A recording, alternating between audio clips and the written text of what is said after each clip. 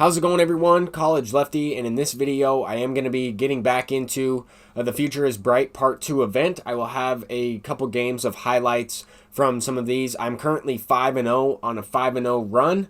I have faced a couple teams along the way that have a few future stars on them, and I've played a few different players that some guys have cards I haven't really seen all that much, like Helio Ramos, Nico Horner, the guy from the Mets, a couple players that are kind of more underrated, I would say, in terms of future stars. But a few guys I've played have had almost full teams of future stars as well. So I notice a lot more people are starting to unlock those cards. I really like this event because it's basically future stars versus future stars. And I think that's what I'm going with the title of this video is going to be. But anyway, we get off to an early start and a couple of poor hits, you know, so we get a couple late base hits the other way. The thing about having these future stars is the fact that they all have pretty good vision for the most part, high contact, and I would say for the most part that most of them have pretty good swings in the game. Haven't really used any future stars or seen any future stars that I didn't really like their swing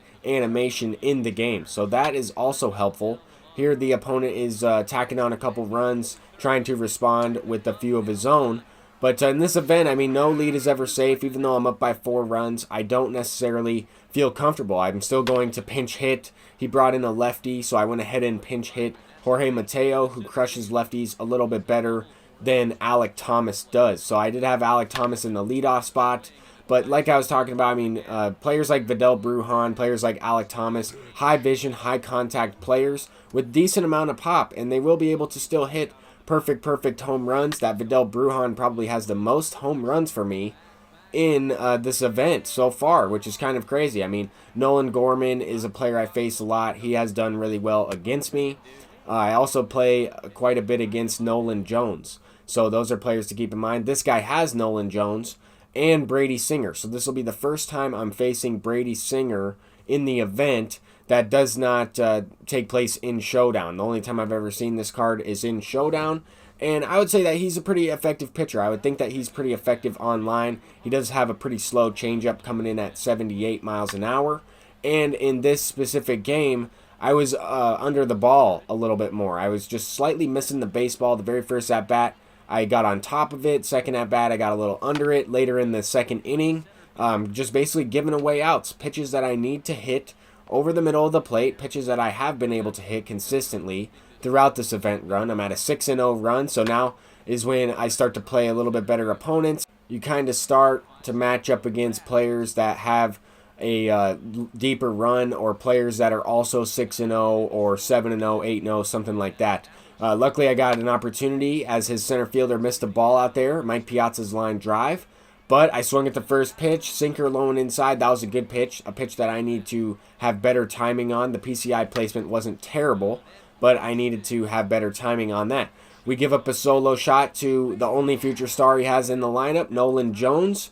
And now we're down to our last couple of outs. Square the ball up pretty good there with Alek Thomas. Just does not have enough power against lefties to drive that ball out. 90 miles an hour off the bat, good okay contact. And I was all over it. It was 100 miles coming in, 90 miles off the bat. This next one, I got under it, popped it up. We end up losing the game 1-0. You're never going to win a game if you don't score, and I would tip my hat to the opponent. He definitely hit the home run in order to win that game, but I felt like I beat myself. A 1-0 game, I just didn't hit the baseball. I need to figure it out here in this next one. So we end up losing the last game, so we're 6-1.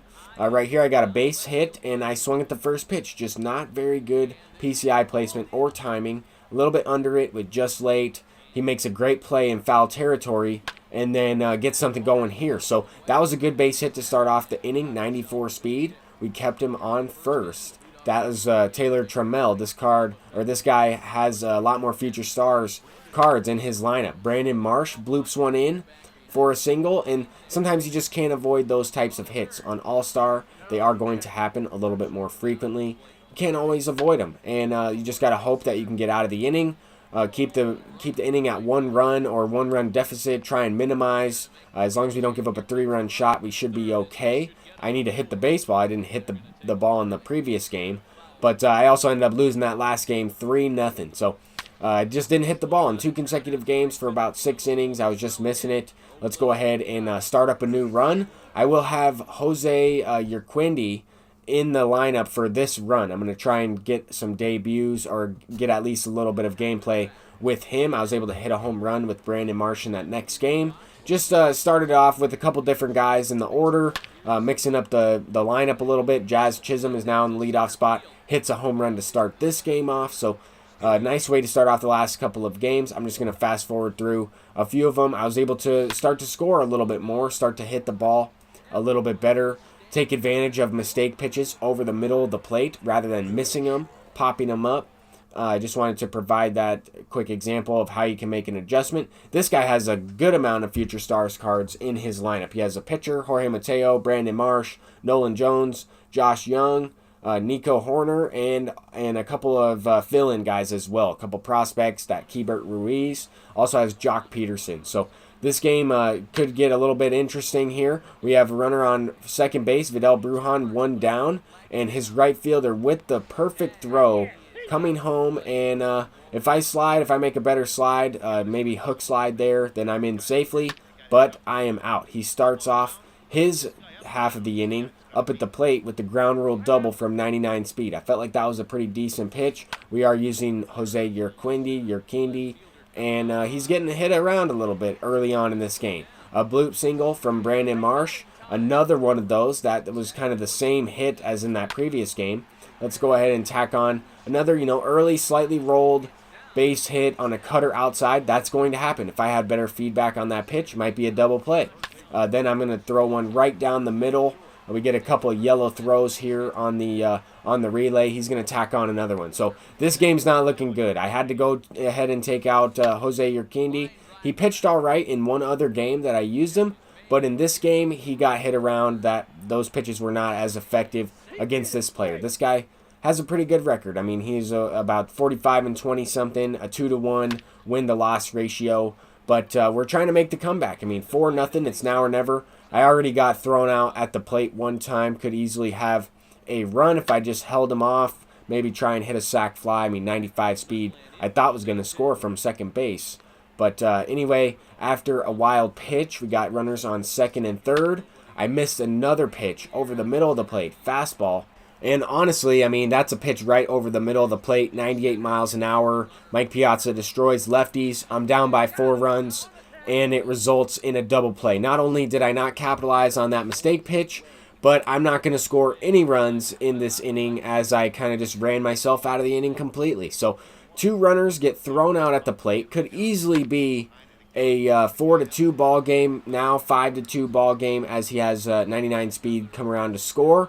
We're down by 5 runs in this one. We have Jazz Chisholm on deck, 3-1 count with Nolan Jones, the pinch hitter, up at the plate, down to the last 3 outs. I need to make a miracle happen. I need to make something happen. I have been able to make these types of comebacks before, but we have our top of the order coming up, down by 5. So we need to get something going. I drew 2 walks in this inning with those next 2 guys. Both Jazz Chisholm and Vidal Brujan draw a walk to get into scoring position. I mean, 95 speed, the ball into the gap, that will score from first. We tack on 2 right there. So that's big. We need to continue on with this inning, get a pitch low in the zone, facing Alex Reyes now. I mean, he took out Dylan Betances, who was really walking people. I mean, I could have had 3 straight walks to start the inning, but I swung at ball 4, or I swung at a pitch that was a ball with Nolan Jones, ended up popping out. Anyway, on this pitch right here, I get a great pitch on the outside corner, up and away, and I just couldn't go the other way with it. I missed it. Good okay contact, did not get the PCI up in time, but I almost got thrown out at the plate for the 3rd consecutive time. That last play was pretty close. If he gets a perfect throw, I might have been out, but now we're down to our last strike, our last out, a 12-6 curveball. I sat on it and hit that one out with Alec Thomas. So he comes up clutch. He ties the game up. We were able to get out of the last inning, so we are in extra innings right now since these are 3-inning games. I have no idea what happened on this play. I think I hit a line drive over the third baseman's head, and he tried to jump up and catch it. The game just kind of glitched out on my end, and I wasn't able to see what happened or advance my runner. So luckily, Vidal Brujan's coming up clutch with a base hit into the gap. That's going to score 2 runs and set myself up for another run. 7-5 game. He's throwing the ball around the field. I think he might have been a little bit frustrated with blowing that lead, but we end up winning that game. The opponent quit out right after that. We won 7-5, so I kind of went into a little bit of a slump, broke out of it. That's going to do it for this video. Hopefully you all enjoyed. Peace out.